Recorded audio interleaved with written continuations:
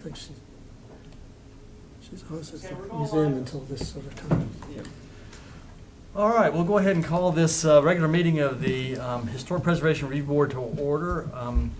Welcome everyone to tonight's meeting. This is a citizen board appointed by the town council to interpret and uphold the Historic Preservation Ordinance, which is Article 8 of the Abingdon zoning ordinance that protects the historic district of Abingdon. Our aim on this board is to provide a positive bridge between the property owners of the district and the design review process. So we welcome you to today's meeting. We appreciate your interest and we encourage public participation in our meeting. When it's your opportunity to present your project, if you would come up and give us your name and address before we get started, that would be great. A little bit of warning that when your project's first called, the staff will give us a brief overview of your project before you need to come up. So with that, we'll go ahead and get started. Roll call. Oh, and Betsy just called me. She's on her way. She's had a little bit of difficulty, but she will be here. Okay. But we'll go ahead and get started. Sounds good. Mr. Boyd? Here. Mr. Owens? Here. Mrs. Hartshorn? Here. Mrs. White will be joining us momentarily, and Mr. Giesler. Here. Okay, we have the approval of the minutes from the November 2nd, 2022 regular meeting. Has everyone had a chance to review the minutes? Are there any changes or comments? I have one. Yes. On the number 7, paint color at the Alloway House, Yes. I vote, or I abstain from voting. It's listed as Okay. So that needs to be changed to abstain. Any other changes or corrections? If not, is there a motion to approve the minutes with that change? I so move. Second? All right, roll call. Mr. Boyd? Aye. Mr. Owens? Aye. Mrs. Hartshorn? Aye. Mr. Giesler. Aye. All right, next, certificate of appropriateness for 147 Valley Street, Derek Webb. So yes, this is a request from Derek H. Webb, owner, requesting a certificate of appropriateness for a tax abatement for a roof replacement. The applicants received a COA approval in June of 2022. Now they are requesting a tax abatement COA approval allowed per section 66-71 of the town of Abingdon, Virginia. Upon approval by the HPRB, the request will be submitted to the town manager. And so staff recommends approval of the request for the tax abatement per our analysis of the receipts. The maximum allowed tax abatement is $25,000. They're going for that full amount. So if there's any other questions? All right. Mayor Webb, do you have anything you'd like to add to that? Questions for me? I move that we approve it. It's been moved that we approve the tax abatement. Is there a second? second. All right, roll call. Mr. Boyd? Aye. Mr. Owens? Aye. Mrs. Hartshorn? Aye. And Mr. Giesler. Aye. All right. Thank you all very much. Looks great. It does look good. We're getting there. I'll be back soon with plans for the garage and back. And eventually, I want to have you all come kind of walk through when we get to a place where my wife won't kill me. Okay. All right, that'd be fantastic. We're getting there. Good. All Thank right. you all. Okay, next is a certificate of appropriateness for Bradley Kinder, 112 East Main Street. It's for a handicapped access ramp railing at 112 East Main Street. So yes, we have a request from Bradley Kinder. Has requested approval of certificate of appropriateness for a handicap access ramp railing. The property is located on 112 East Main Street, and the property is within the sub-district of the OH in the sub-district 02. Some background on it. On October 5th, 2022, there was a meeting approval. The applicant requested to propose to replace the broken concrete path leading from the town brick sidewalk set in a herringbone pattern to a concrete porch pad. Brick pavers will be used and set in a herringbone pattern to match the town's brick sidewalk, and the brick paver color will be what is termed an Abingdon blend. The HPRB decision on that date was the straight-in handicap accessibility with the options to either have it no handrails if the grading is appropriate, or return with a sample of the handrail if required. They also came in October 22 to see if they could do just a straight-in and then have a ramp in the back. They've since gone to the previous approval and did a handicap access ramp straight in, and now they're here to present the railing to you. So some staff findings. The applicant's proposing a wrought iron railing, pre-finished black. The railing will be 42 inches, 3.5 feet tall. There will be 4 1-inch by 1-inch square wrought iron posts, pre-finished black on either side of the walkway, spaced 6 feet apart, centered on the soldier course of brick on the left and right side of the walkway.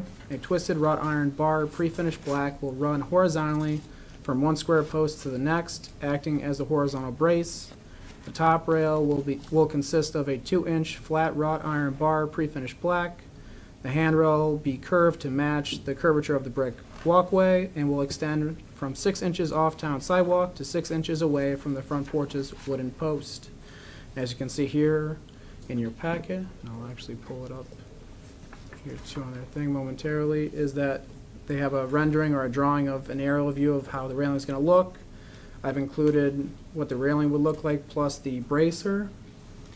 And then, just to mention it too, the applicant has mentioned to staff the railing proposed was modeled after the one seen at the St. Thomas Episcopal Church located at 124 East Main Street. The church is less than a block away from 112 East Main.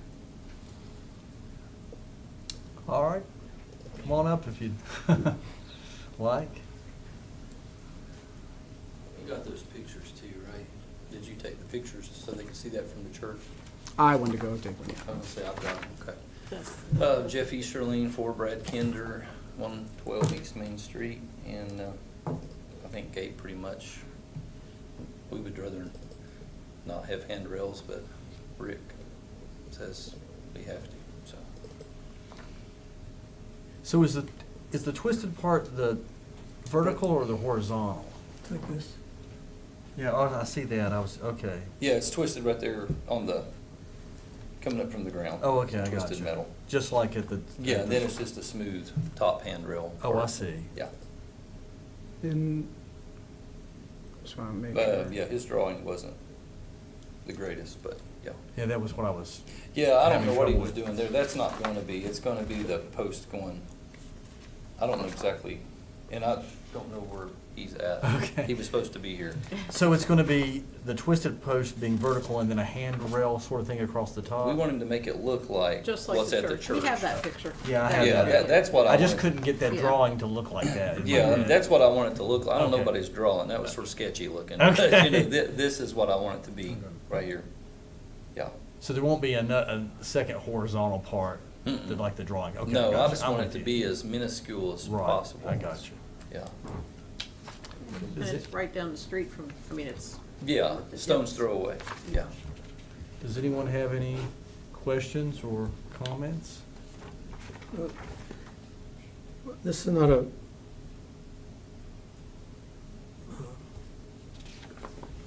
preservation board issue, but 44 inches, that seems higher than code requires. How many inches? Well, the one detail says 44 inches, What did and you then on read, the Gabe? staff findings, it says 42. It was 42 inches in the drawing. In the And handrail. I'm not exactly sure on all of those things, but we'll make sure that we get with Rick to make it appropriate to what it's supposed to be height-wise and things. Are you looking at this picture? This is 44.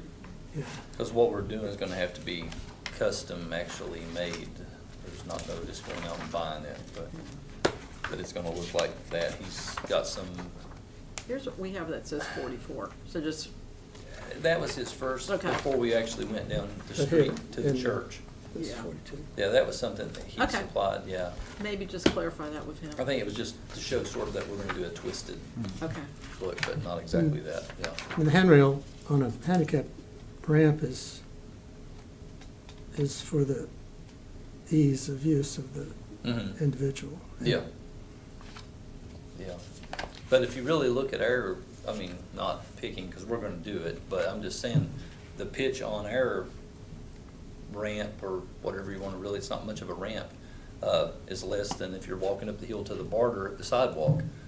And then we had the dirt all the way up to the side, and then, you know, dressed it all out nice. It looks good. And we still even put the curb that Rick asked even on the side, even though that it's completely off the edge, but we were hoping we'd still get by without handrails, but he came by and said we still had to do them, so. Is it because of the pitch that you have to have the handrail?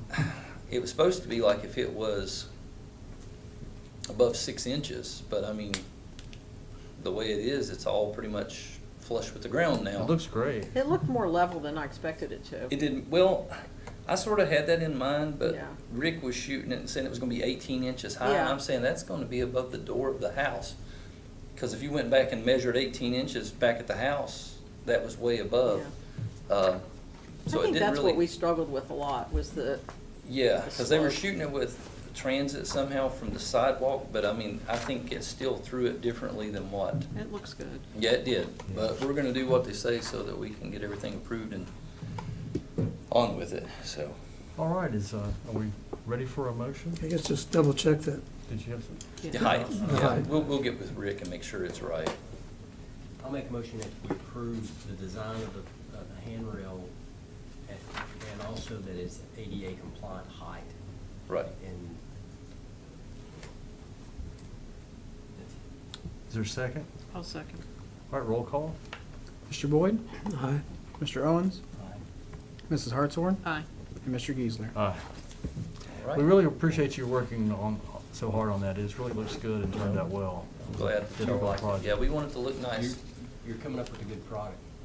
Yeah, if I can just get, we finally got a painter, he's gonna start in the spring and do that, so, and everything's good in a year, right?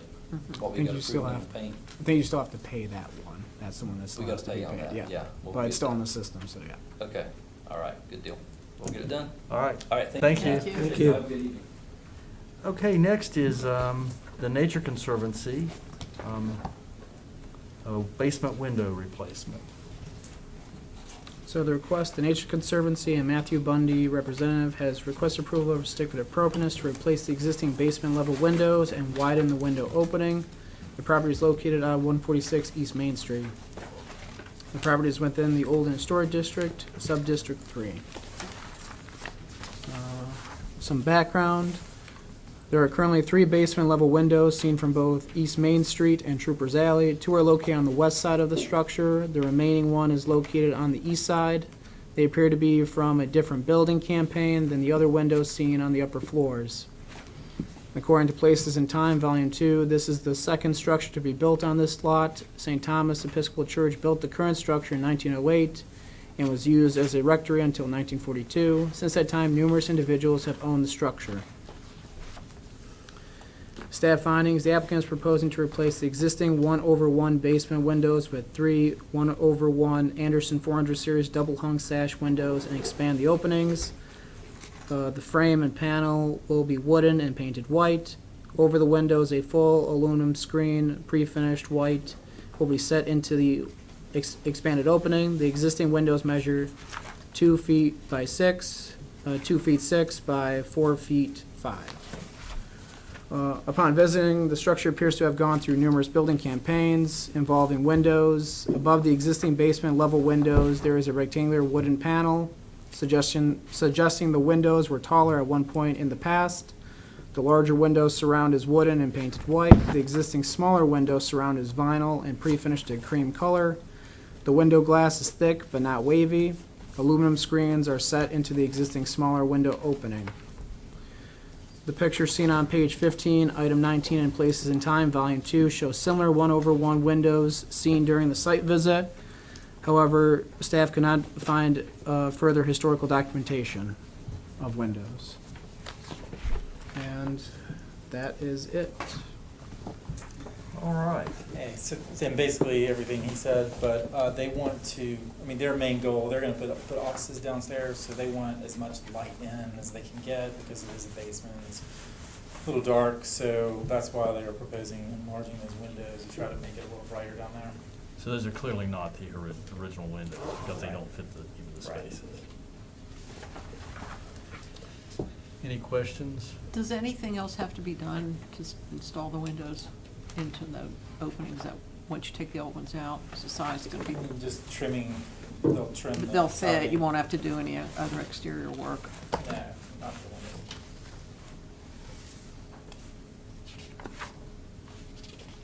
So you're gonna fill the existing openings with the new windows? Yeah, but they're wider than existing, about 10 inches wider, so they'll cut some out. Of that block? Of that stuff? What is that stuff? That is into the block, yeah. The block.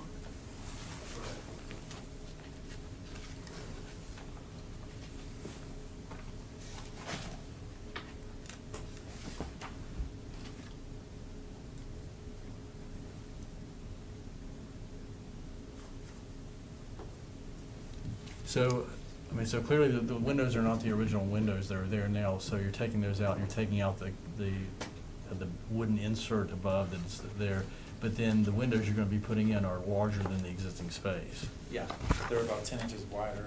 And are they gonna fill the entire, that rectangle space? So Probably not. what you're looking at, that rectangle space, that's actually, it was maybe a window unit at some point, I don't know what they put up there, but that'll probably stay the same, because we can't go higher with the windows, because we get on the inside of the ceiling, because the joists are like 5 inches away on the inside. So the window would literally be the same height, maybe an inch higher, but like Matt was saying, 6 inches, 5 inches each way, so the opening would be 42 inches wide. But the height's the same? The You're height still would gonna be- have that white rectangle We'll there? still have What that is white- that? Is that wood? Yeah, it's just wood. It's Okay. like an infiller that was put there, before, I don't know when it came in, but Because this is just a smaller window than the original window. exactly. But that's blocking the floor. Otherwise, you'd see the floor system with the window. Yeah, you'd see the joist and plumbing and whatever else you have on the inside right there. It's So that's not the original size of the window. No, We I can't would get a say picture of no. that anywhere though. I don't know what they had there previously. Is that the It doesn't original make- foundation? I'm sure it is. They probably was not a window and they cut them in and they had that space left over and they put wood in and filled it in. I mean, We've yes. started the demo on the inside. It looked like maybe they added this on at one point at a later date. Do you know what's the age of the main structure? Oh, I don't know that off the top of my head. It's 1908. This one was built. Like on the other side, you have the stairwell they had to add to it for egress.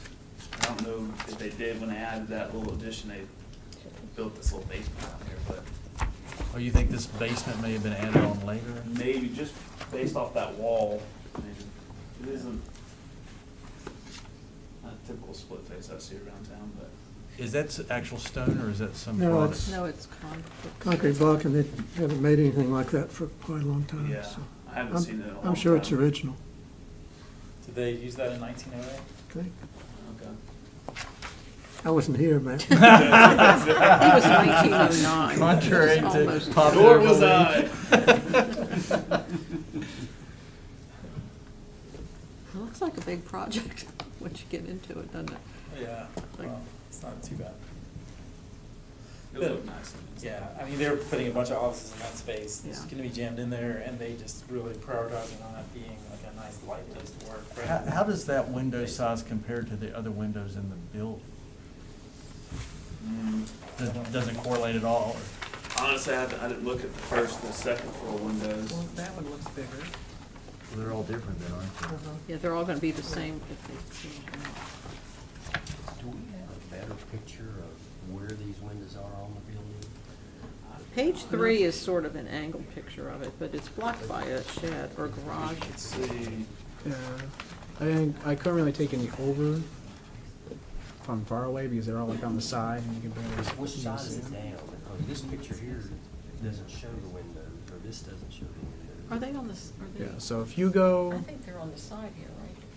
Yeah, so there's two windows. If you're Sure, they're not there. Yeah. looking from the street to the right of the building, let's see if Gabe had a side view. no, here, I can point with my clicker. So really one is right here, So it's not really in. second one's here, and Yep. this one's here. So you can see them from Main Street, but it has to be like from an angle.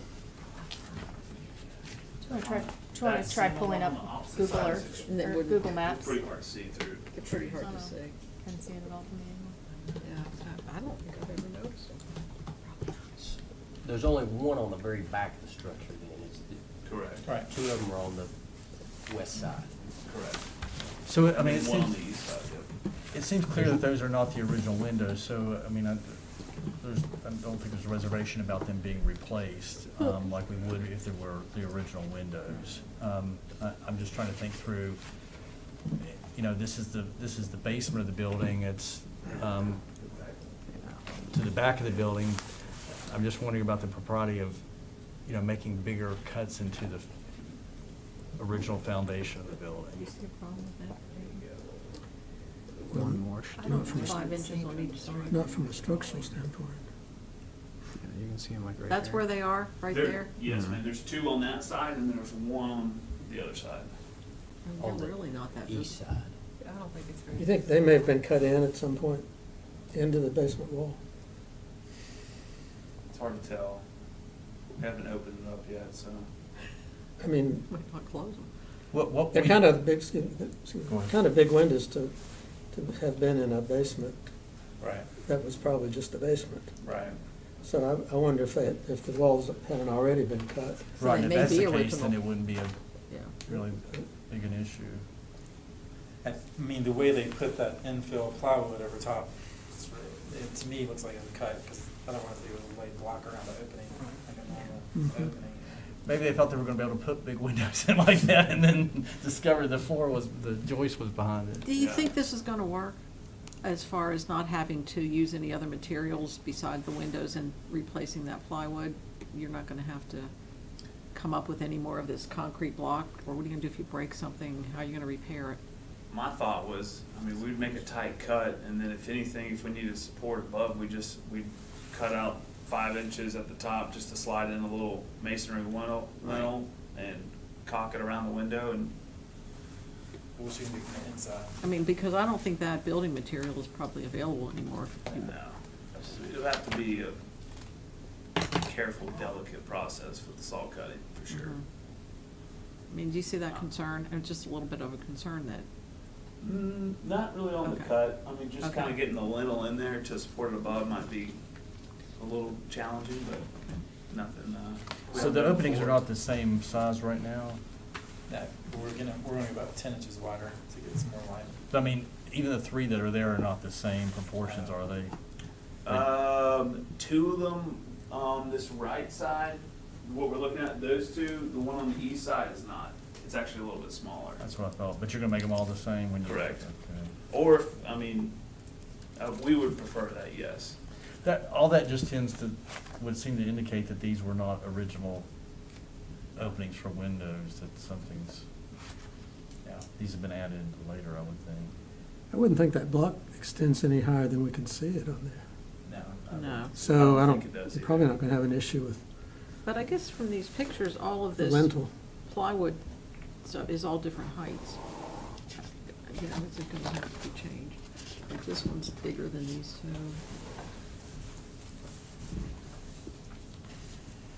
But if all the windows are the same, Well, you're gonna have, what are you gonna, they're gonna leave that and paint are you gonna white. leave that wood or are you gonna put something else in? Plan, I mean, we could probably, it's looking kinda. That looks put rough. a little nicer wood up there and paint it. Kind of bubbled.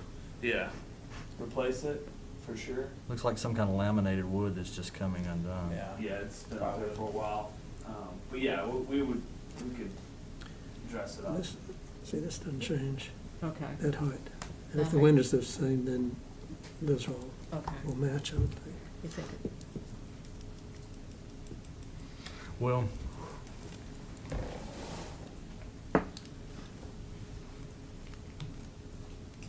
does anyone have any further questions or comments? Are we ready for a motion? I'll make the motion to approve the windows as presented. Is there a second? A second. All right, roll call. Mr. Boyd? Aye. Mr. Owens? Aye. Mrs. Hartshorn? Aye. Mrs. White? Aye. And Mr. Geisler? Aye. Thank you. Thank you all. Thanks. Very much. Thank you.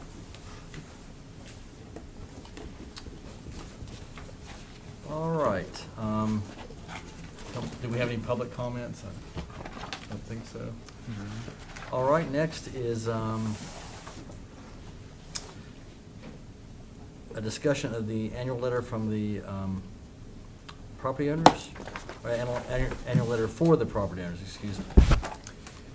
Yeah, so this is kind of our rough draft that we talked about at the last meeting, and I just put this in your packet, so if you had any questions or concerns right now, we could go over them. If not, you're more than welcome to take the letter with you and provide edits or comments to me at a later date, whenever you've had a time to fully read through it and look over it. It's kind of whatever your guys' discretion is. So we can take it out with us? Yeah. A comment or a question maybe on the second paragraph. At first I was going to comment on where the apostrophe is, but I think, wouldn't it be better to have owners' continued interest rather than residents, since as we know, a lot of these, Our rentals. well, yeah, are not owner occupied, but the owners are the ones who are responsible for maintaining them, so. We could also send out a Word doc of this, and then people Do some could do some checks. underline strike through and send it Okay, back to Gabe. let's- How does that sound? That'd be That sounds great. good. Okay. Great. That's real good. This is a great idea. Yes. We'll put this out annually, right? Yeah, this will be the annual letter go out, probably, for this year, it'll probably go out around February. Just to your edits, make sure, bring it back to you, make sure everybody's good with it, and then we'll send it out in February. But yeah, it would go out every January to all the property owners in the OH district. I took out the word who, and changed it with. All right. Does that sound good with everybody? It's a Oh, Which. You took out who has. Yeah, I took out who Okay. has and just replaced it with Yeah. with, but I mean, that's Yeah. whoever wants to edit it. I just didn't like that word. Yeah. Okay. All right, so we'll get that to everyone, and then we can get comments back. Yep. All right, next, we're very fortunate to have with us tonight Mike Pulis. He is the architectural historian for the Western Division with the Department of Historic Resources, and he was kind enough to travel down here tonight to be with us, despite the fact that he has to be in Richmond tomorrow morning at 9 o'clock. Yeah. So, thank you. That's the life of a public servant. Well, we do thank you very much. Yes. Oh, my pleasure. We wanted to, Glad to be here. we wanted to go out with you, of course, but we'll have a rain check on that. Maybe we can do I that. It is appreciate raining. that. Yeah. We can actually call it a rain check. Thanks for having me here. So you guys can see everything here. I know that basically we're talking about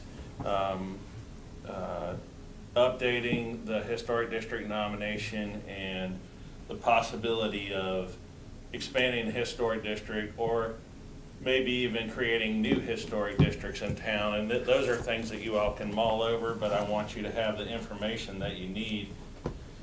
And the first few slides are just introductory, but I wanted you to see our new enhanced mission statement, and that is the second paragraph, starting with our programs, which I think is actually really good. I didn't write it, so I was surprised that I liked it as much as I did. But, you know, I think it's important for people to understand what our mission is and what we do, because we're thought of as a regulatory agency, but that's only just a small part of what we do. And the fact that we're regulatory puts a target on us for people who want to cut regulations. But they don't understand that by cutting us, they're not just cutting regulations, they're cutting all these other programs and things that are really beneficial. And the vast majority of our budget comes from the federal government through the National Park Service. So that's just one thing to keep in mind as we go through these slides. So do I advance the? I can Okay. advance. All right, for you. thanks. If you just want to let me know whenever you're ready So, to yeah, go. thank you. So I just wanted to review real quick the 4 different types of historic districts. So the one that you folks are here to, obviously, to consider is the local historic district, which may or may not match the boundaries of the other districts. I know that it's been suggested that your local district overlay match the state and national boundaries, and that may be a good idea if that serves your purposes better, but it doesn't have to. So just keep that in mind. And that we're constantly reminding people that only a local district can bring restrictions on a property owner. State and national historic districts don't place any restrictions on property owners, don't put any obligations on property owners. And so there's really nothing to fear. Now, there is potentially something to fear with having to come before you all, since you're all very keen, and people may not like having to do that. But it's important to explain to people that it's really two different designations, even though they may overlap. And if we wanted to expand the historic district here, or maybe create new historic districts around town, we can probably sell them easier, the state and national designation, than the local. And the local could follow later, could follow years later. But the benefits of state and federal are the availability of the rehab tax credits. So there's a good carrot there. There's a carrot for property owners to want to be in the historic district, and there's no stink. So that's just an important distinction that I wanted to make sure that you all are clear about. And so at DHR, at the state level, we handle the state and federal designations. We do all the work. The only thing that the feds do is review the final product and approve it. That's really all they do. Let's next slide. And by the way, that was St. Paul and Is that our district, St. Paul and ad again? yeah, and our department paid the full bill for listing that district a few years ago. I identified the boundary. I had the district evaluated. The town applied for our cost share funds, which I'm getting ready to tell you about. And because they were on tough times, especially that was right after, maybe during the Great Recession, they were on tough times. We gave them the full amount. Normally we expect a match. But we've done that for a lot of small towns in Southwest Virginia. Appalachia was one of the recent ones we did. And so the cost share program is it needs to be put to use to a greater extent here. So state national register designation, just really what I just said. I like to include this slide no matter who I'm talking to, because we end up having to repeat these things, not for you all, but for a general audience. We have to repeat this several times before we can kind of get through to folks. And even then, people tend not to believe you. So, all right, next slide, please. Did St. Paul, did they just do the state or federal? Did they do a local? Do they have like, No, they don't have a local body like we do? No. Very few localities have a local. I mean, I could tell you off the top of my head the number of localities in my 32 counties that I cover. There's maybe 10, towns that have them: Roanoke, Lexington, Pulaski, Blacksburg, Abingdon, Danville. So less than 10, probably less than 10 Are we the towns. smallest? What's that? Are we the smallest community? Maybe you or Pulaski, or Blacksburg. Blacksburg's overlay is very small. And in Blacksburg, it's the ARB there. They have essentially no teeth. The only thing that they can approve or deny is a demolition. And other than that, they're completely advisory. But folks still have to come into them and get their advice. So, I had this slide from a previous talk, but I thought it was worth showing to you all. These are all the properties within Washington County that are on the National Register, state and National Register. You see the VLR, which is the Virginia Landmarks Register date, and then the National Register listing date, usually just a few months after. So tomorrow, we're going to be putting a bunch of properties on the Virginia Landmarks Register, and those properties will be on the National Register within probably 2 or 3 months. After Automatically? tomorrow. No, once they're approved. But we try to head off every possibility of it being sent back or disapproved by the Park Service, and we don't get too many sent back. It's pretty rare. So I made all the ones in the town of Abingdon red, and of course you see they're listed by date from early to late. And whereas now I don't know why the Abingdon Bank was the first building to get any notice in 1969, but it's the first building, maybe the first in the Southern Valley, Virginia, to be listed. I mean, nothing really got listed down this way until '69, even though the National Register was created in '66. And there are things in other parts of the state that got listed earlier. But, so the Abingdon Historic District was prepared in 1969, but not listed until 1970. It hasn't been touched since. 52 years have gone by.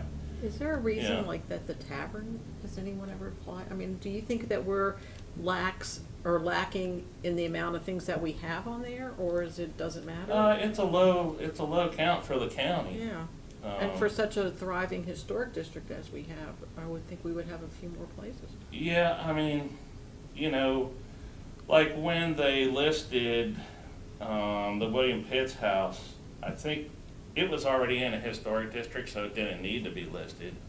But for some reason, they decided to go through with it. Montcalm, I'm not sure if it was in the original historic district. And then, of course, retirement and the muster grounds were outside of any historic district. Right. But it's a low count for sure for the county. For the town, so many things are in the historic district that, you know, there are things outside of the district that could be listed. But if people aren't interested, then I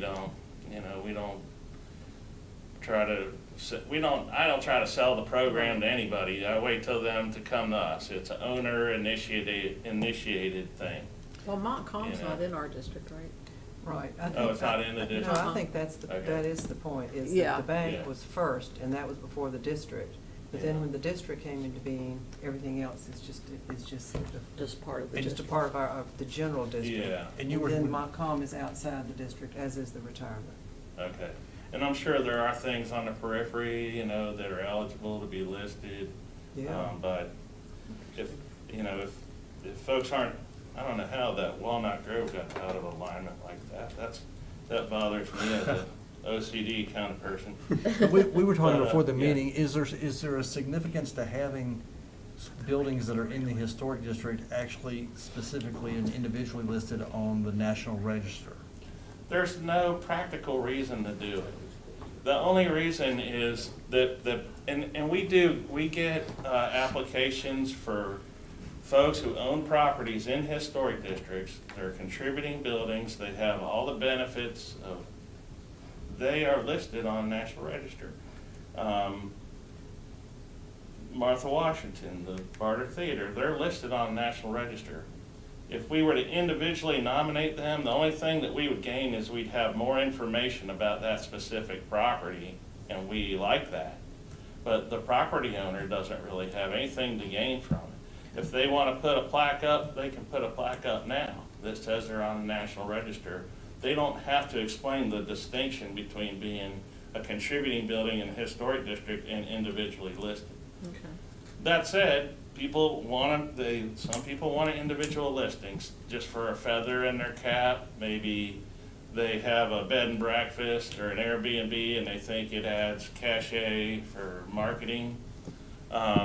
Or if somebody is just keen to be a historian and wants their property to be on record, the history of their property and its significance to be on record in a more complete way, that's great. I mean, they can do that, but there's no practical reason to do it. And most nominations, 90-some% of nominations in Virginia are written by consultants, so there's a cost. So if you don't want to write it yourself, and it's arduous, then you're going to end up hiring a consultant and paying them $6,000, $8,000, $10,000, $12,000 to write a nomination for your house, and you're not going to get any financial incentive for that, so. So I was asking, because I guess we were kind of under the impression that it would be a beneficial thing to have more individual properties listed, but that's not really the case. Yeah, I really don't see why. I mean, doing the thing about the historic district is not only are you getting a greater bang for your buck and just saying, we're gonna do all these buildings at one time, that's part of the reason. The other reason is it's a significant as a collection. You know, it's the collection that's significant, more so than the individual parts. And so those are the two reasons to take the district approach rather than an individual approach. But we see districts as we're making more buildings eligible for tax credits, and tax credits, the state and federal rehab tax credits are what's largely driving the register program for the most part. You know, we have tax credits here. And Our you have your local, we have our local yeah. tax And, credits. and owners can take all of them, stack them all up and take advantage of all of them. And we have that in Roanoke too. So why not, if there's people down the street that aren't in the historic district, but they're in an eligible district, and you think they could benefit from tax credits, then why not do it? Why not make tax credits available to everybody? That's the argument I use. Like in Roanoke, there's 17 listed historic districts. Only 2 of them are under local control, to local overlay. 2 out of 17. But we have new ones popping up all the time, and you know, if it's a working class neighborhood, they might wonder, why are we doing this? And the reason I give them is, well, all those people across the tracks are getting tax credits for working on their buildings. Don't you want that to be available over here too? Don't you want to see more investment here on this side of the tracks? If not, then let's do this. There's nothing to fear. There's, you know, so that's a conversation we have, and it seems to work. Anyway, I think I'm probably getting off subject here. We're getting you off subject. So here's the list. Next slide, please. Okay, this is the 1969 boundary. I'm sure you're all familiar with that. And it was just a tight square, and one of the reasons why it was such a tight square is when you're drawing a boundary, the object is to get the highest concentration of buildings that are more than 50 years old. So in 1969, they're going back to 1919, you know.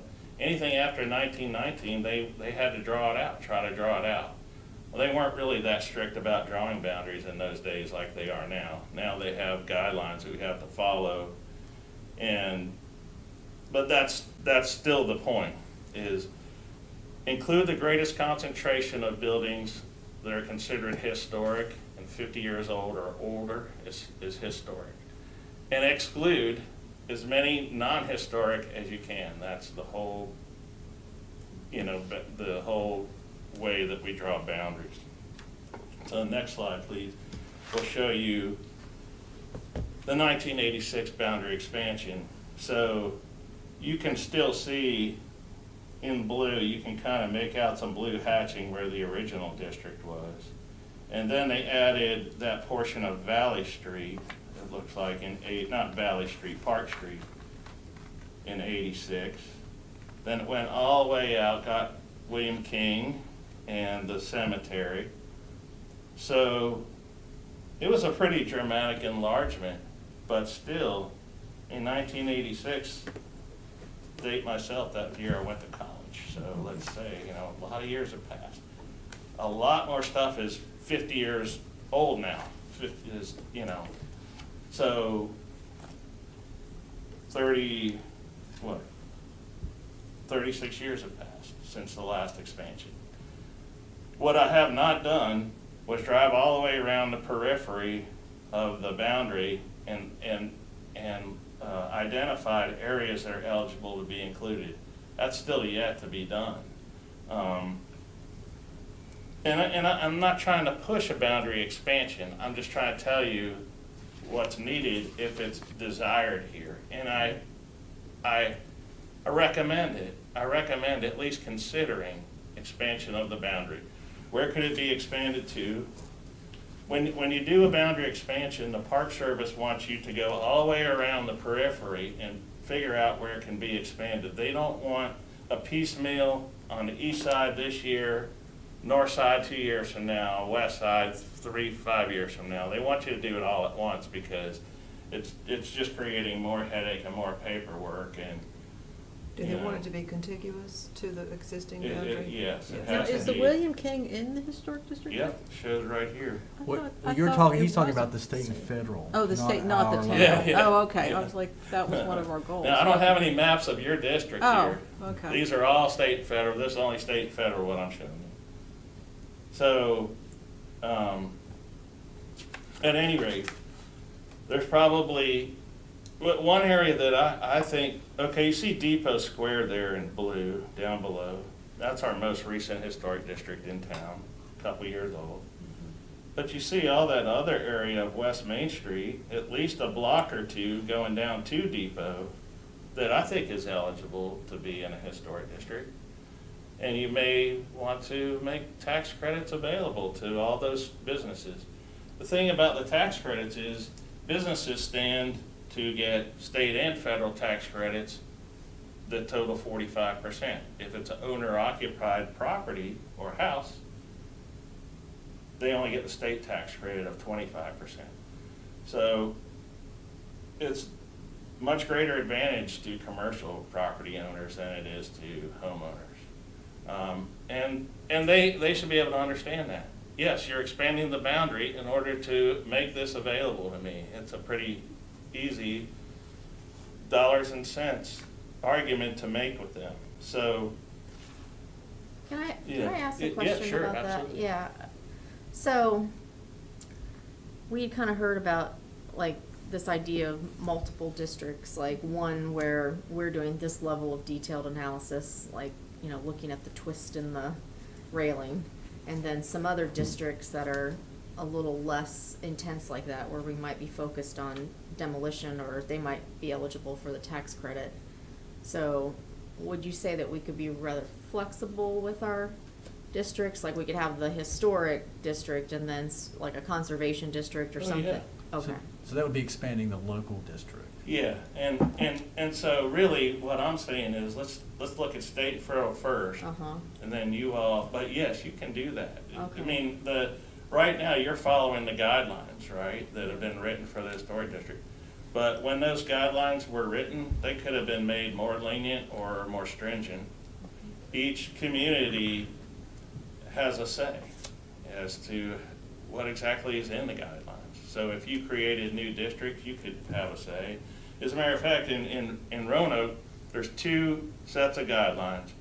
For the city market district, which is the most pristine part of the city of Roanoke and the oldest, and it's only a few blocks, they have what's that H1 guidelines. That's called the H1 district, and the guidelines are stringent. Then they have outside of that, mostly residential areas of Old Southwest, where the old railroad, managers, the people that made the money built their Victorian houses. So that's in the H2 district where the guidelines are more flexible. Like if you want to put, Trex siding up on your garage, you can. But they would never allow substitute material like that in the H1 district. So you can think about that. You can definitely think about that. So what's our But- definition typically, like in Roanoke, are you saying 50 years and older? Is that who's looking at, when you're saying new districts are popping up? What's their age? Basically, when you draw a district, you want to have the highest percentage of contributing buildings possible. Every building in a district is assigned either contributing or non-contributing. So if a building's not 50 years old yet, it's non-contributing automatically. But we can't really nominate a district that's, 79% non-contributing. It's got to be a higher number than that. You could probably have 59% non-contributing, but you go any higher than that, people are going to say it's not eligible. So So, yeah, that's what you do, is if it's 50 years old or more, then it's contributing. I'll show you that on another, might as well go to the next slide. Oh yeah, just real fast. This is the nomination from 1969. This is the entire description of the Abingdon Historic District right here. That's it. I mean, Concise.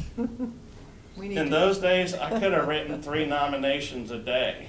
Now it takes me 2 or 3 weeks to write one, you know, just for a single property. We probably do need to do better than that. So that's how just incredibly primitive this is. That's the whole description, excuse me, the next slide is, What's the Dr. Pitt's house? that's a yellow, like stuccoed house That is on the Jennings. north side Edison Jennings. of East Main Street. I think it's stone under there, Yeah. if I'm not mistaken. Okay. So in this is the whole statement of significance. The whole justification of criteria, everything is embodied right here. That's it. These 2 pages are the whole nomination. Nowadays, even for one building, a nomination is 20, 25 pages long. So for the Abingdon Historic District, which out of my entire area is in the top 2 or 3, probably historic districts in my entire area, you know, or top 5 easy in terms of quality and distinctive architecture and age and character. So it's just not befitting of a historic district of this high quality to be relying on a primitive document like this from 53 years ago. And so that's why I'm urging that we continue the work that was already begun 2 years ago when the HR and the town partnered to pay consultants good money. I think it was $30,000 or more to resurvey the whole Abingdon Historic District, and that includes the 1986 extension. And the reason that we had them do that was so that a inventory can quickly be generated and dropped into the midsection of an updated nomination. And that way, then it'll be posted online for each and everybody to see, citizens and town staff and boards alike. It'll be there for everyone to see.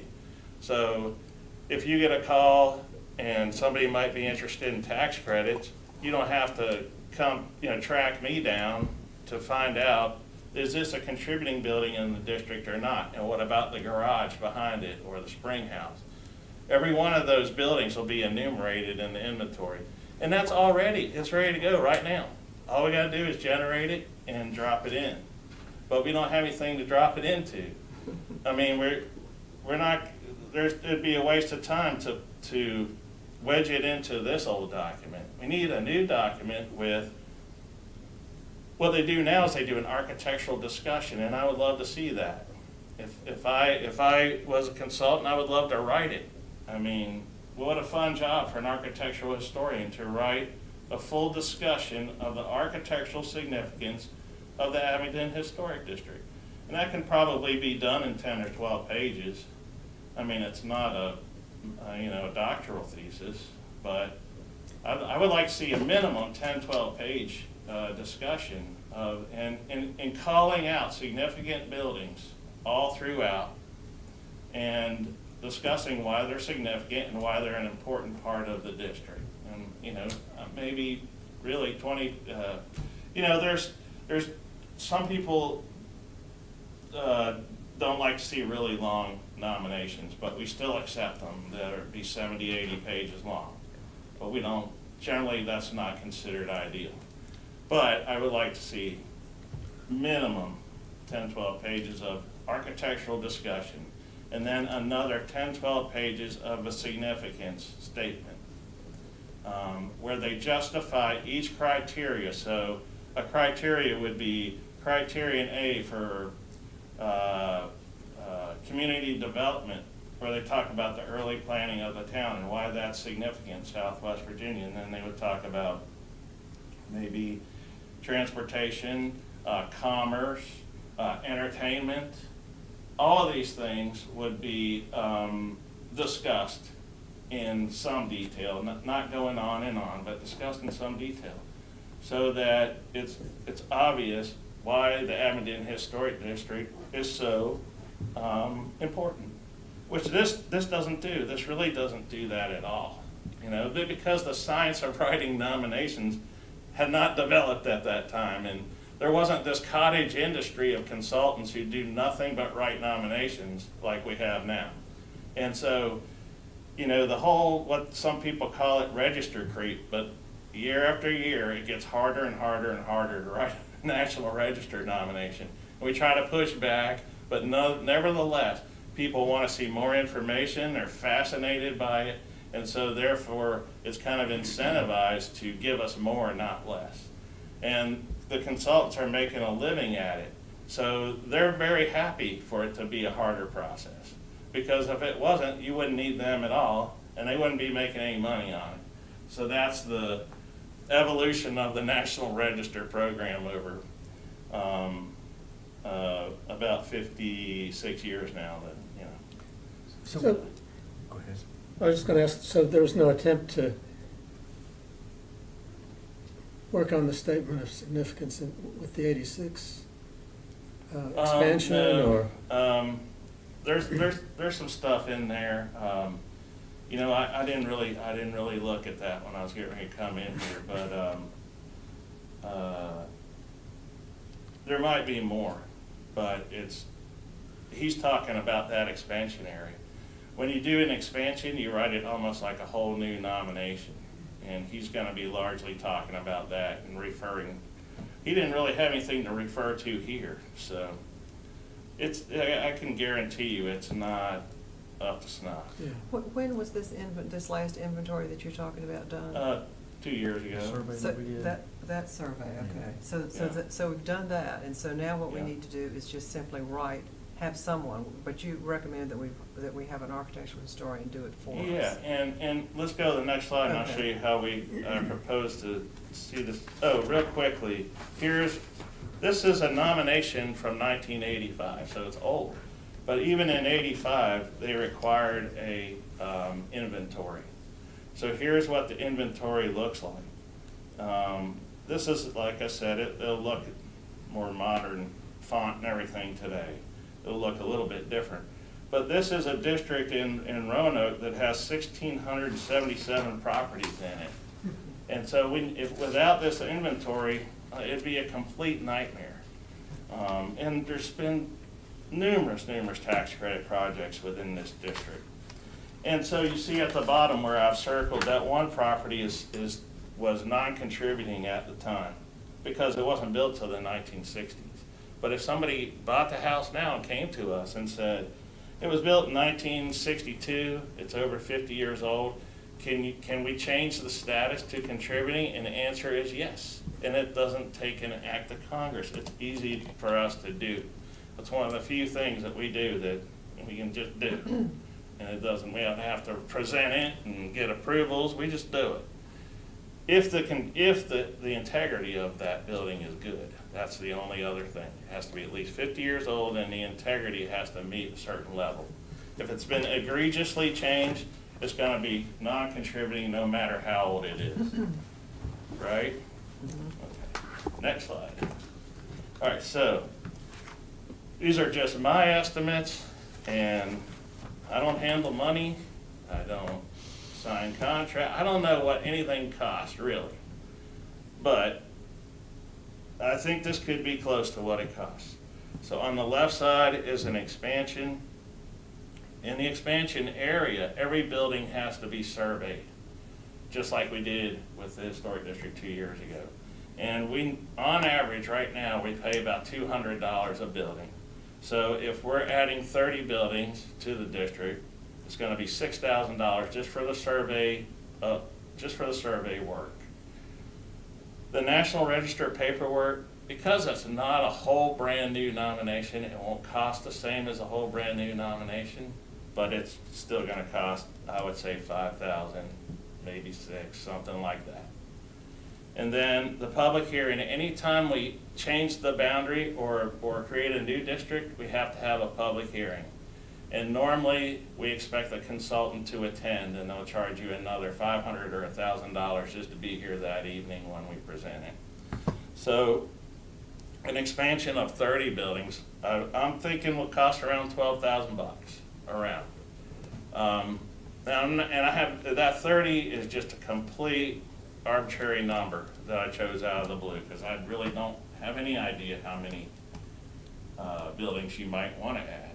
Or if you want to go do a whole brand new district on, say, West Main Street, might not be a bad idea. I don't know. You could look at what's cheaper and what's the best way to do it.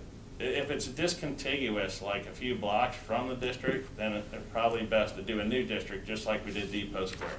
Instead of trying to add Depot Square, we just created a new district. And it's only like 8 buildings. But that made the most sense to do it that way. So updating the nomination, we don't have to do any more survey. That's been paid for and done.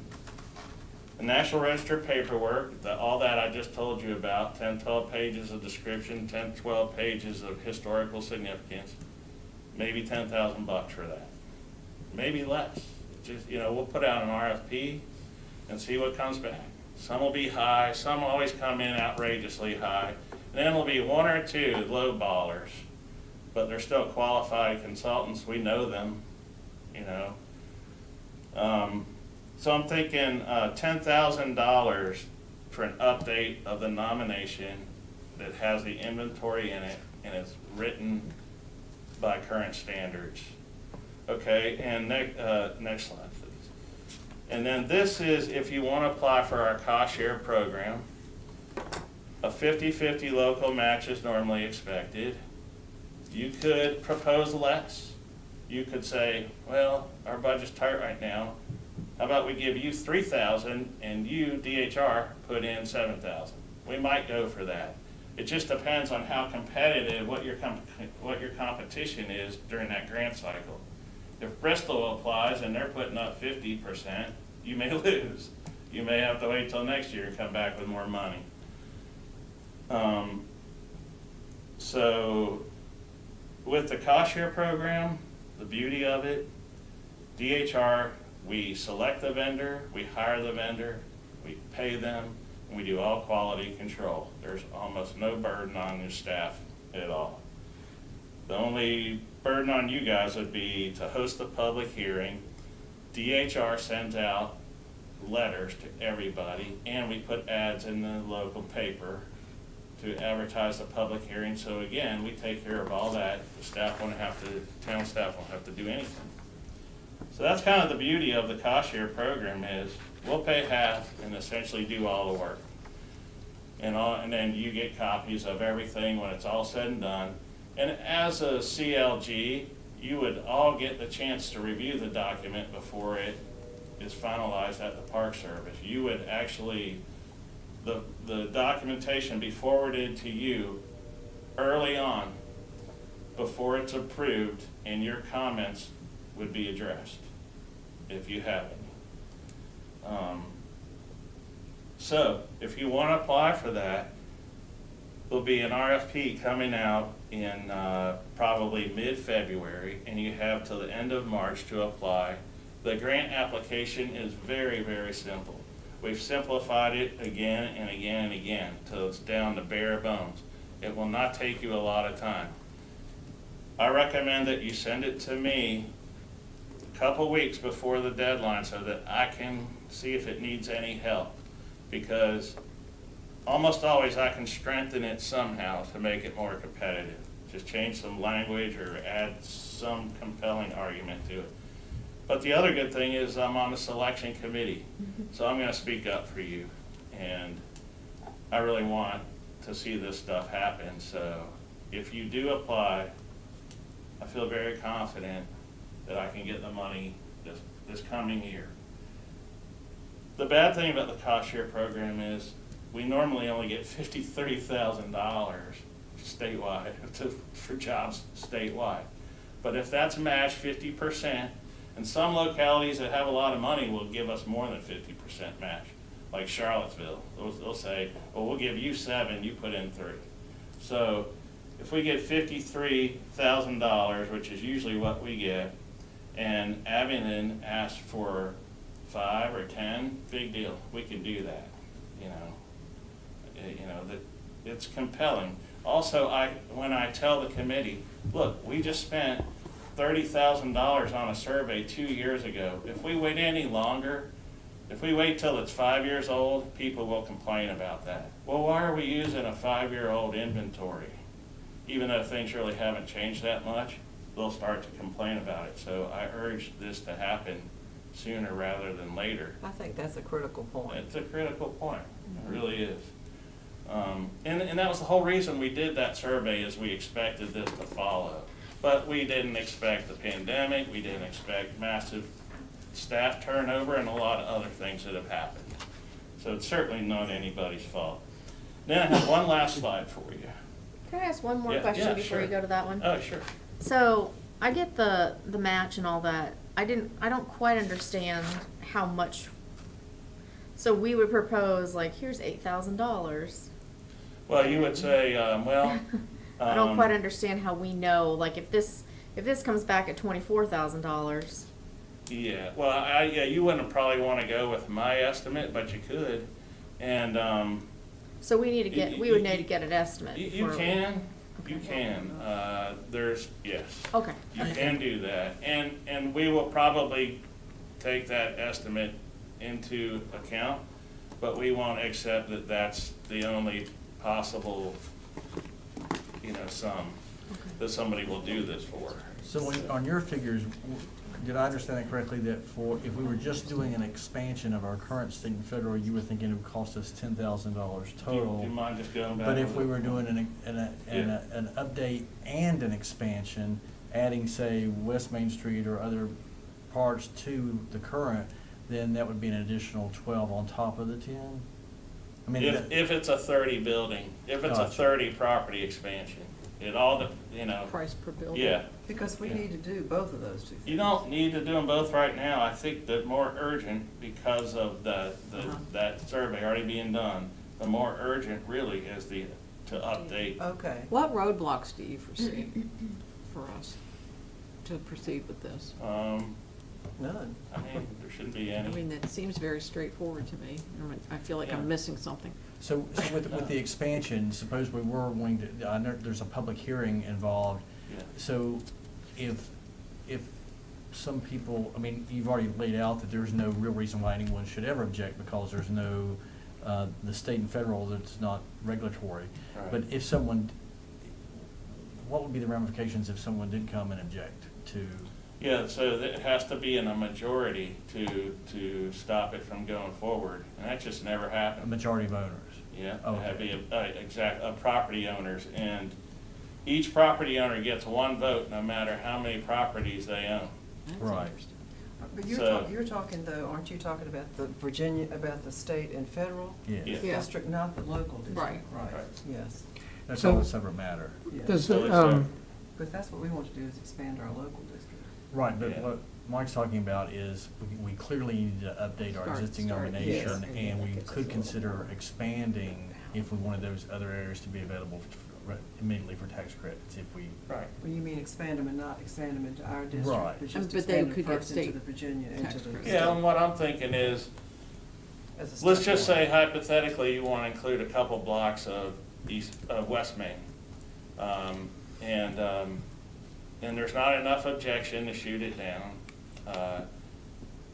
But you're telling people at the public meeting, this is state and national, this is not local historic district overlay, so you will not be under BAR review.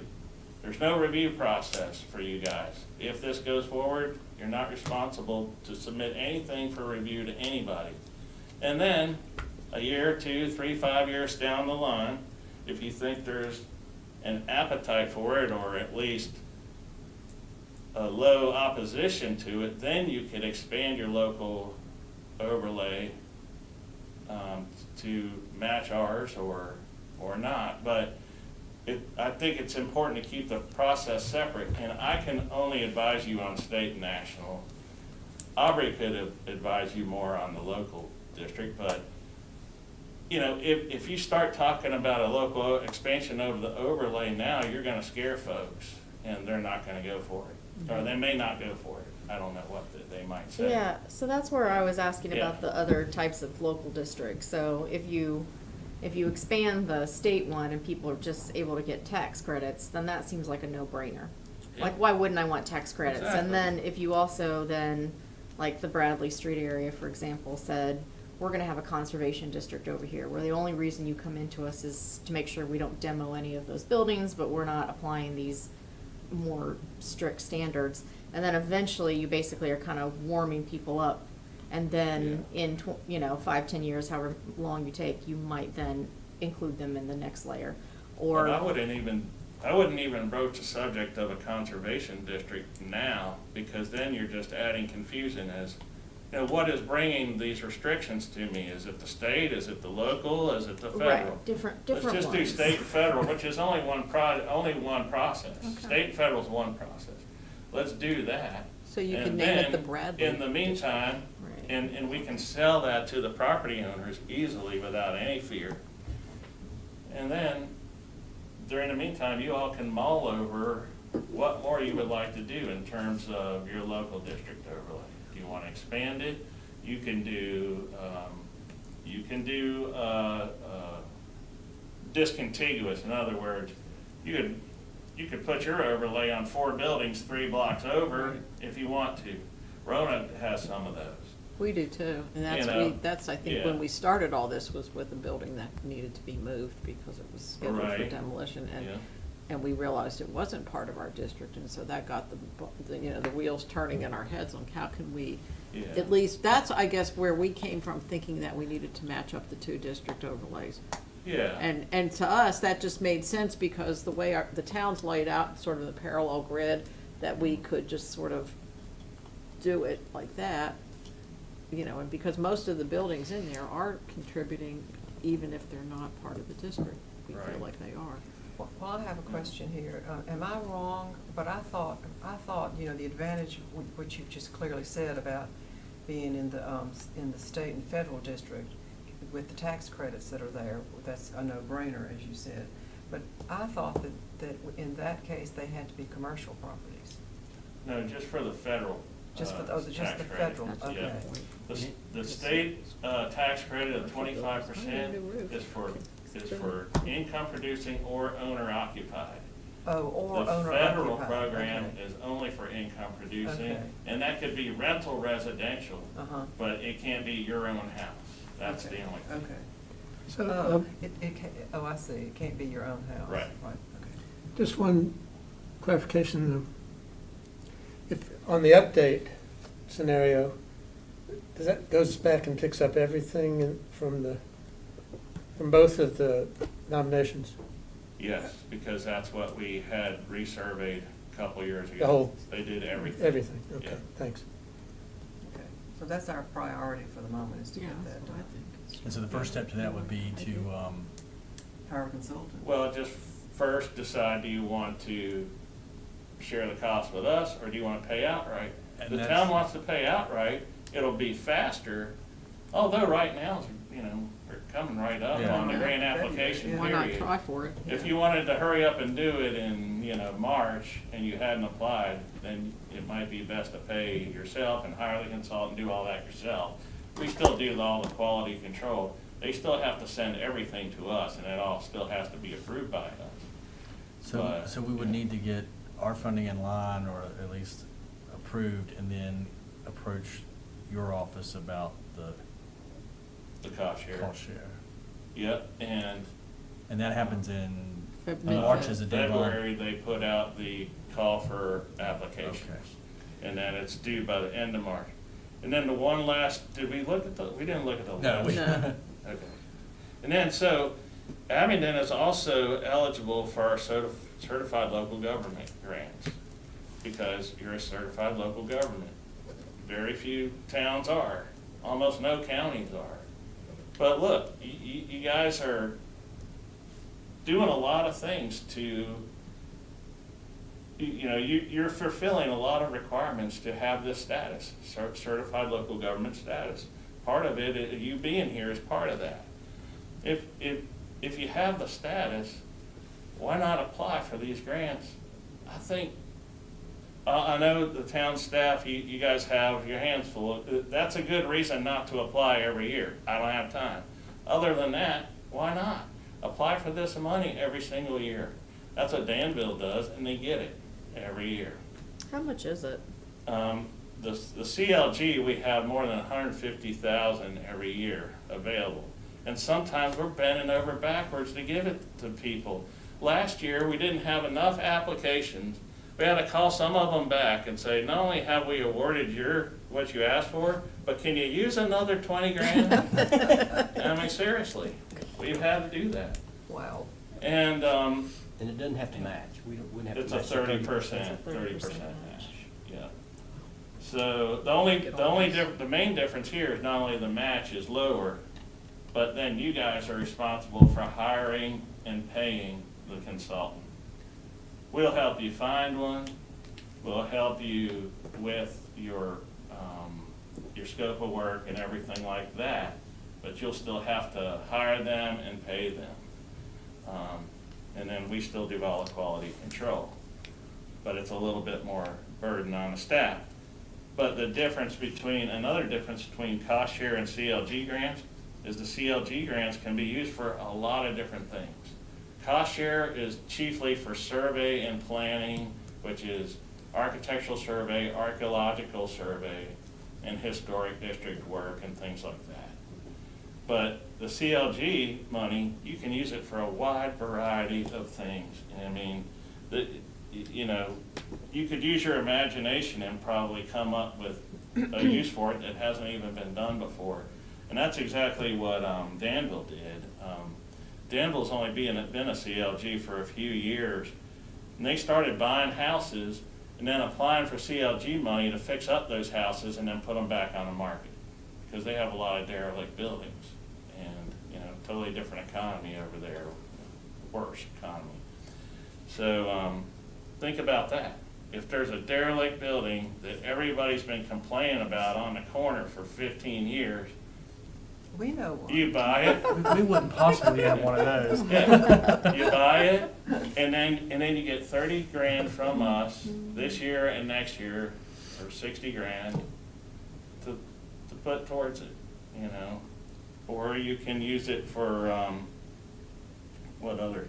We used it here for our street signs, the historic Yeah, district and I think they markers. clamped down on that on signs. But our Since survey then. is good. I mean, we really need to act now while the survey is still Oh, newish. So, but we could Yeah. use it for such things as consulting to update our Yes. for our guidelines. local Yes, district. and those are expensive. Consultants usually get $40,000-$50,000 for those guidelines, and we'll pay for that. Wow, didn't we write ours? Yeah, I think so. we You wrote ours. underpaid yourself. Well, We maybe really need to update them. if It you looks like if you it- end up doing a conservation district or Somebody- something like that later on, There's some planners here. we'll give you the money to have the guidelines for that. So, I mean, there's a lot of things that it can be used for, maybe even things like fixing up the cemetery, Sinking Spring Cemetery. Danville is, not keep talking about them, and believe me, Danville does a lot of things we don't like. What they do is, they do a lot of great things and they do a lot of bad things all at the same time, and they hope that nobody notices all the bad things. But they're doing some great things, and one of the things they're doing with this money, they have a giant African-American slave and free black and African-American cemetery that's just a big field. And they've paid for archaeologists to go in there with ground penetrating radar and identify the graves, so that nobody really knew where the boundary was, nobody really knew where the graves were, and it's right in the middle of the city, so you can imagine what a planning nightmare that is. And so over a course of 2 years, they successfully used the CLG funds to survey that cemetery, draw the boundary, interpret it with nice signs. They also have this program where they're putting a post in front of the really neat historic houses on Millionaires Row and stuff, and it has a little barcode, and you aim your phone at it, and you get the history of the building, which I think is neat. And it's a very unobtrusive little post. It's not like, anyone's going to complain about it being there. So there's a lot of great things, but I understand that, you guys on staff don't have all day to be dreaming up great ideas of how to use this money, but I'm just trying to say that there are some great uses for this money, and you're eligible to apply for it, and you're very more than likely to get it almost every single year. Is there a way to see what other localities have done? I mean, some of these things Yeah. like you're mentioning would be great, but I guess Yeah. we've never even thought of something like that, I don't think. Yeah, Aubrey, I know some of you met Aubrey, she came up and Yeah, she was spoke. here for our Yeah. conference. She manages the CLG program in Virginia, and I think she does a great job. She's excellent, and she'll definitely be happy to provide you with some ideas. of Yeah, I what think other- this year other we've got a towns do. roof in the cemetery that we're gonna apply for. And everybody wanted to do another historic day, and then updating the guidelines are kind of the three projects that we've discussed here, Okay. so. Yeah, perfect. But we have access to those two pots of money. Yeah, exactly. Yeah. Yeah. Not everybody has that second one, CLG. Yeah, and what we're doing now at DHR now is, the applications are due for both of these grants at the same time, and we view them all at the same time. And then we try to figure out how to get everybody the money they're asking for. So sometimes we'll say, well, this town, they applied for cost share, but they're a CLG, so they're eligible for that other pot of money, so we move them. We do a little, shell game to try to help everybody get the money they ask for. Well, this is. And it really works well. new, It's been good working really well. That's really nice. Yeah. And it saves us a lot of time. We just go in, the same group, we just go in there and decide what we want to fund. But so if my estimates are wildly off, and they could be, the committee is gonna weigh in on that. They're gonna say, well, Abingdon applied for $10,000, but we think it's gonna cost $15,000. They will give you a higher amount. And other people on the committee might be better at estimating these things than I am. The only thing is in Northern Virginia, prices are totally different than here.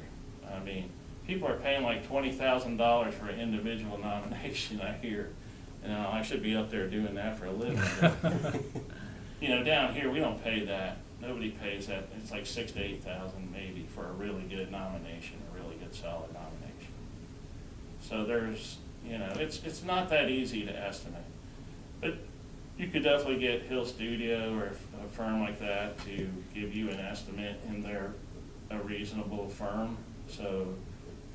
To do the update, the nomination? Yeah, they can do it all. They might not get the job, Mhm. but they're in our pool. Uh-huh. So they very well might get the job. We hire them to do a lot of work. Well, they've done a all lot of over. work here, Yeah, yeah. they work all over throughout my region. Is the low estimate or proposal the only determining factor, or if somebody Oh. comes in higher, but we haven't experienced with them in the past, or? Well, we have a pool right now. What we've done is every 5 years, we ask all the consultants to apply, and then we approve them for a pool that we can basically sole source to them, and because they've already been approved. And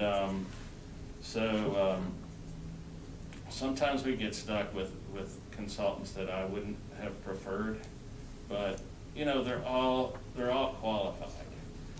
The only thing is, right now in the field, there's a lot of young people in the field, and that's great, but they're also inexperienced, and sometimes their work is not as good as a veteran's would be. And that's kind of what happened when we did the survey here. I had to ride them pretty hard. I mean, I took them to task several times. I had meetings with the owner of the company on a couple of occasions, and I told them that their work was not good enough and to go back and do it again. And they did, 2 or 3 times. Is that list on the website of the pool? I don't know about I think I've that. seen it somewhere, though. I'm not sure if we have it listed or not, but we have good firms. And So what would be our Yeah. first step in knowing that, and how, and our first step towards engaging the consultant would be what? Well, you just, if you're gonna do cost share, then you just leave it to us. Yeah, just leave it to us. But, I mean, I guess we would have to line up our portion of the cost share before we submit our application. Right. So that would be the first step.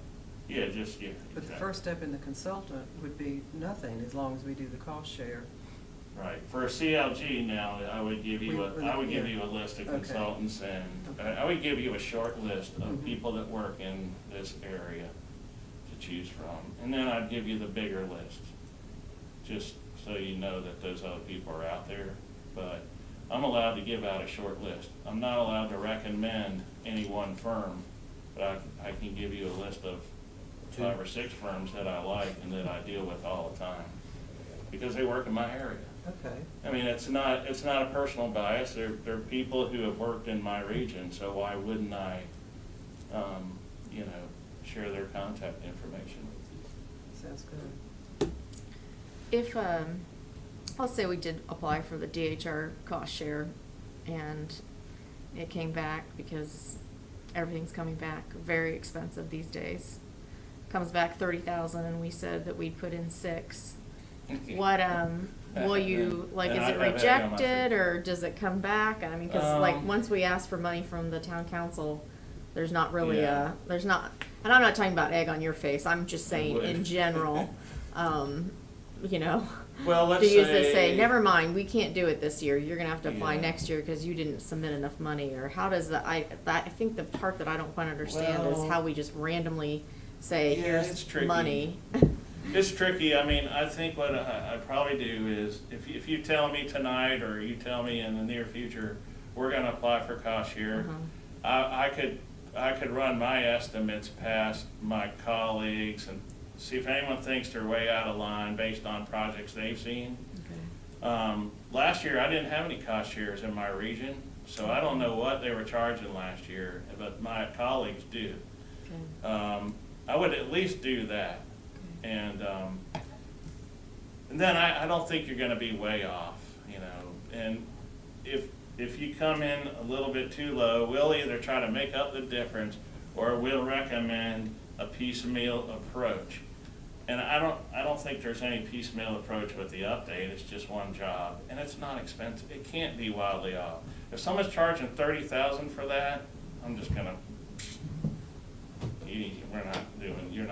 we're not hiring you. That's crazy. We can't do it, We're not gonna do I it. do think the 19, I guess, was it 86 or 85 expansion? 86. I think it does go into some of those things you were talking about that are missing from the first. I mean, I'm sure it would have to be brought up to speed, but I think in Yeah. terms of like socioeconomic issues and transportation, all those things, I think some of those things are discussed in that, but I'm sure it would have to be thoroughly updated. Yeah, I mean, I'm sure it would be useful, but, Because I do remember seeing some of those things in there. It wasn't yeah, I'm just sure. specific to the I expansion. know, I'm sure. And I think also, there was another resurvey in the 90s by a guy from Nashville, Phil. Thomason. Yeah, Thomason. He did some survey work. Sure did. And I think he did a report. He did. But I think that was like maybe 98. 98. It's still really old. Yeah. And Phil Thompson is a planner. I mean, we get a really good, I just want to see something by a really good architectural historian who knows what they're looking at, Right. And, Well, I think we're all in favor of doing that. I mean, Oh, yeah. Yeah, all of us I are. mean, well, I'm not saying it doesn't need to be done. I'm just saying I think there might be more to build from there than. yeah. But it But they're definitely still needs to- gonna- Yeah. They're still gonna charge you, Right. 10 or 12 grand or Right. something to write it. So those are the facts, just the facts. And you all can mull it over and decide. You have some months to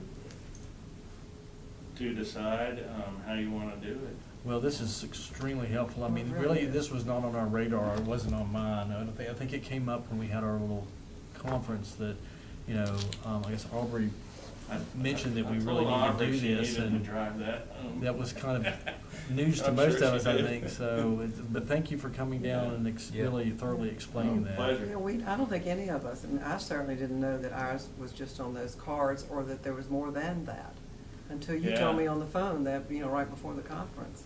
Yeah, I mean, it's, to me, it's kind of, and you all shouldn't feel any sense of embarrassment, but to me, seeing that, I'm like, I should have rewritten that thing when I first got this job, but I didn't know what I was doing then. Yeah. And, even now, I'm not saying it would be a breeze for me, but I could do it. But it's, I don't have time to do it right. I have a job. We need to hire somebody to do it right. Well, now that we know, we'll do it. Yes. We're on it. Okay, I We're hope on you it. don't think I'm hounding you. No, we're glad Oh, to no, know Being it. too we're- pushy, because no, I we're really really don't glad mean to to know do it. it. I do have Yeah. one more question. So, what happens at the public hearing? Oh, the public hearing, it's mandated by state law because it's kind of looked at like you're doing a zoning ordinance. That's for the expansion, not for the. Yes, Yeah. only Yeah. for Right. a change in footprint. There's no public hearing for the, No. For the CO, It's okay. it's Okay. only for a change of footprint or a creation of a new district. And all we do is, I come down, we usually will do it in the council chambers around the same time of evening, and I'm usually in, if we don't get opposition and a lot of hard questions, I'm in and out in less than an hour, usually 45 minutes. I go over my outline. If there's a consultant, that's another thing sometimes we do. If the consultant says, if we say, well, we have $12,000 and your bid was 15, how about we knock out the public hearing? We won't make you responsible for that. That's one of our little bargaining chips. Right. Okay. And personally, I prefer to do the public hearings by myself, because me and the consultant end up tripping over each other, repeating ourselves, and I have an outline that I have to follow. There are certain things that I have to tell the audience, or else I haven't done my job, and I could potentially get in trouble later if somebody says, you didn't tell us this or that. So, and the consultant's gonna come down and give you a 20-minute slideshow of properties that you're already familiar with. What really is the great value of that? So, DHR's preference is that we make them come to every public hearing, but my personal preference is that they not come, and if we can use that as a bargaining chip, then the public hearing will be even faster. I come in, I explain a lot of things that I explained to you at the very, very beginning of this, and basically repeat the no restrictions thing about 5 times, and then answer all the people ask me, are there any restrictions? When I'm done talking, then I say, no, there's not. Then that's it. That's really all it's all. So what if only, Yeah. say, 4 property owners show up and Yeah. there 4 might or be, 5 there might be 30 or 40, could be. but are we off the hook with the advertised public hearing? I Yeah, mean, so so you don't have to go around and find all these people who didn't show up and, Right, no, Give 'em no, a if they don't letter. come, they don't come. We've sent them letters, and it has all of the stuff they need to know in the letter. It's in an attachment, an enclosure in So the if letter. we do that and it goes through, then they have to be proactive to apply for their tax credits and stuff. We Yes. don't go chasing them down. No, everybody has to apply for tax credit. A lot of people think, well, I just, when, at tax time, I just check a box and ask for my credits. No, there's a whole application, there's a review process. So there are restrictions on the tax credit, and that's why it's such a good thing for us. Is those restrictions, if somebody's doing a tax credit project, we can have some assurance that they're not screwing the building up. Yeah. Because there's very strict reviewers in Richmond and in Washington who are making sure that that doesn't happen. They're strict. They make very sure nobody games the system. And a lot of people complain, but that's the way it has to be, So to be in the district, there's no restrictions, but to get the credits, there's restrictions. Only on the work that you're doing, that you're getting a credit on. Right. So once your project's done, you've got your credit, that's it. There's no more restrictions, yeah. It's only on the work. okay. All right. Well, All right. Thank you Well, so thank you much. so much, Mike, Thanks very again much. for having me, Thank you and very It's much. good to see everybody and be in Abingdon, so. Well, we're sorry we You're can't. always welcome. We're sorry we Thank can't you. feed you before you get back on the I know, road. I'm sorry about that, and I appreciate the offer very much, and I always love to spend time with you, so. Well, All thank right. you, Well, thank you yeah. very, very much. Thank you We'll very see much. you Thank you. again. Holiday. Okay, bye. Be safe. Thank you. Bye-bye. Safe travels. All right, do we have any, I guess, one other business, Mike, is this your last meeting tonight? Well, Well, I declare. Well, cheers. yes, well, we've enjoyed having Smiling. you. It's bittersweet. Yeah. Can I So- just go out to the basement door? Yes. Yes. Either one. I So do who- enjoy this committee. So who's gonna be the new Mike? Don't know yet. Probably Wayne Austin, but that'll all get shaken out next. Has he ever sat on this board before in the past? I can't No. recall. He's He's been on planning the commission planning for commission. a long time, so he's pretty good on all that. He'll be a good addition. I thought maybe Darius would do it. Maybe, I mean, He did it before. I know, Mhm. since he's living in the district. You replaced him. yeah. Yeah.